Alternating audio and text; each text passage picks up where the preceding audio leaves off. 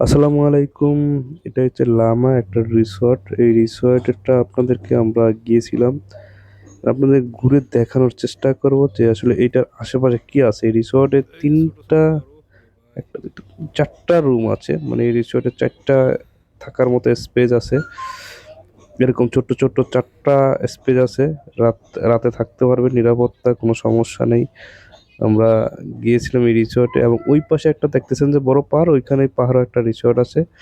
দূর থেকে ছোট ছোট ওই যে ঘর দেখা যাচ্ছে, ওই যে লাভাকার অপর দিয়ে দেখবেন যে ওই যে একদম সোজা ওই পাশে দেখা যায় এই রিসর্ট গুলো। এখানে 2টা রিসর্ট আছে, ওইটা একটা রিসর্ট, এই পাহাড় একটা রিসর্ট, 2টা পাহাড়ে 2টা রিসর্ট।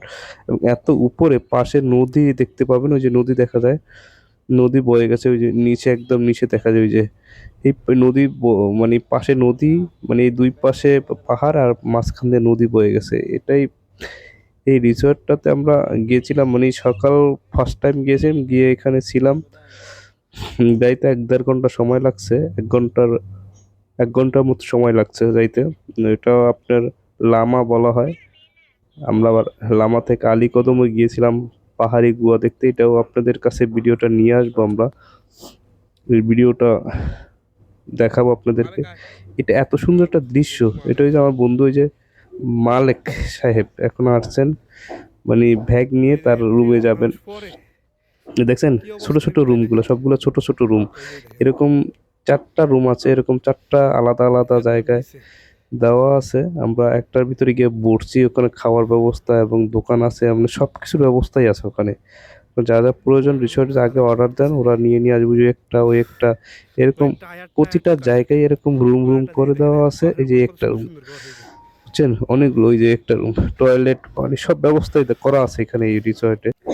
এরকম ছোট ছোট যে রুমগুলো দেখতেছেন, এটাই এরকমই রুমগুলা। এখানে একটু আবার আর সৌন্দর্য আছে। এগুলো হচ্ছে আপনার এই রুমগুলোর ভিতরে আর একটু সুন্দর। ওই পাশে দেখা যায়, ওই পাশে অনেকগুলা রুম আছে একটা রিসর্টে, মানে 7, 8টা না 9টা আছে রুম। এখানে আছে 4টা।